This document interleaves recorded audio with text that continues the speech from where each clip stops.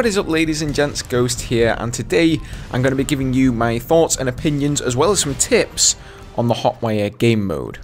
So first of all, just let me say that I am enjoying the Hotwire game mode immensely. This is such a fun thing to play, and I can safely say that out of the Battlefield games I've played in the past, so we're talking BF3, BF4, Bad Company 2, this is actually the funnest and most innovative game mode that I've played in all of them. It really makes Battlefield feel a lot different, and I've actually had that question over the past couple of days a lot. People asking me, is this game better than Battlefield 4? Is it worth my money? Is it good? Is it bad? How does it feel? And my response has usually always been that it feels like Battlefield, only different.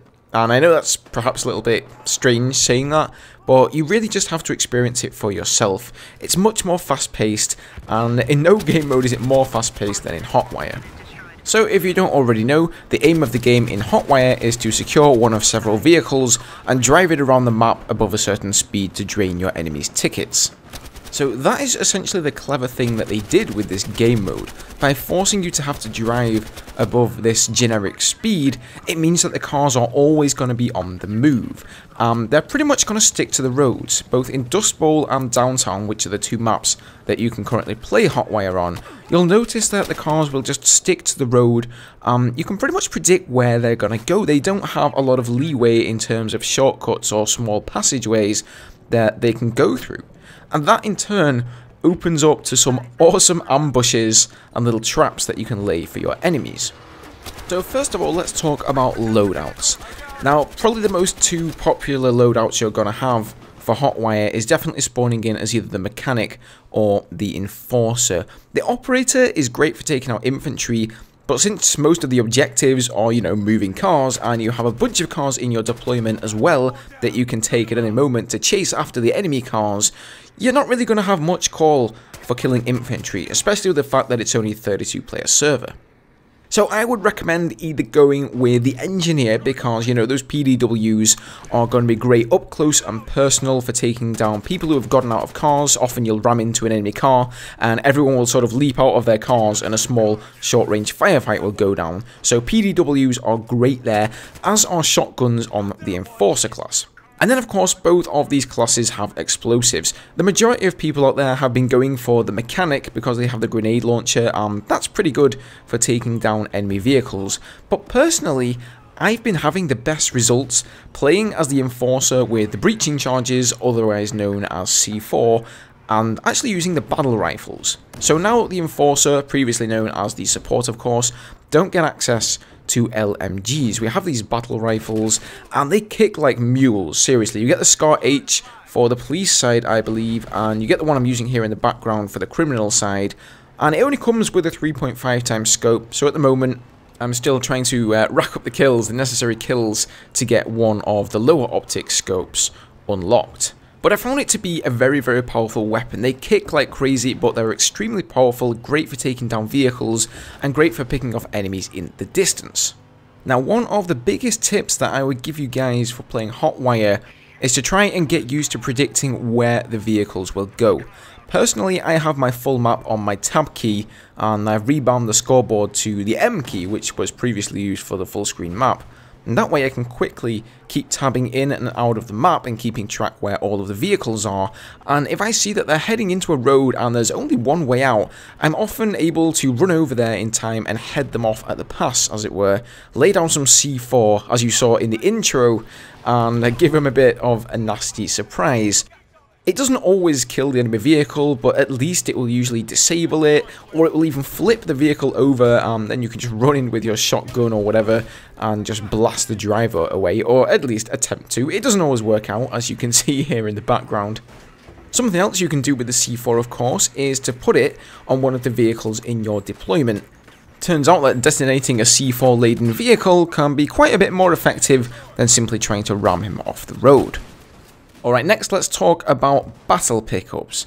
Now the battle pickups in Hardline are actually really, really great. I'm happy what they've done with them here. So RPGs, SMORs, Stingers, all of these engineer or rather mechanic weapons that got taken away in Battlefield 4, they are now battle pickups along with the LMGs as well.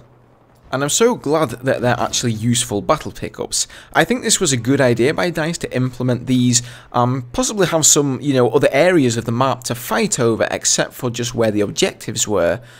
But it was implemented wrong in Battlefield 4.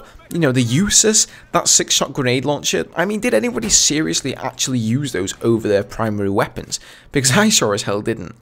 But in Hardline, they're actually really important and integral parts of the map. You have to control where the SMOR and the RPG is. It's going to let you one-shot any hot-wired vehicle, but more importantly, it's one of the only weapons that you can actually use to take out the enemy transport heli. And a transport heli in Hotwire with a couple of good gunners left unchecked will just mow your team down and all of your vehicles. Now, you can also get access to a Stinger at your deployment on the downtown map. I'm not 100% positive of how this is on Dust Bowl because I don't remember ever finding a Stinger on there. And if I ever wanted to take down the enemy transport heli, I pretty much just had to rely on the raw skill of using the RPG or the SMOR. Now, the LMGs are insanely powerful. You get the M240B on Downtown and you get the MG36 on Dust Bowl, and both of them are absolute beasts, just like they are in Battlefield 4, except they're even more powerful now.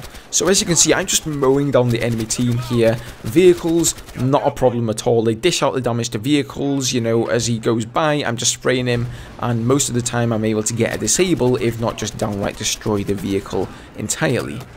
So how about when you're on the other end of the stick and you're driving around in one of these vehicles trying to avoid the enemy's traps and all of that nasty stuff that you've been putting down for your enemies? Well, you can kind of learn from yourself in this respect. I try always to take the least expected path, so you'll see I'll always be flicking up the map, I'll be looking where the enemies are, and I'll try and not go through that area. Sometimes you do find yourself up against an enemy vehicle or some enemy infantry on the ground with RPGs or grenade launchers.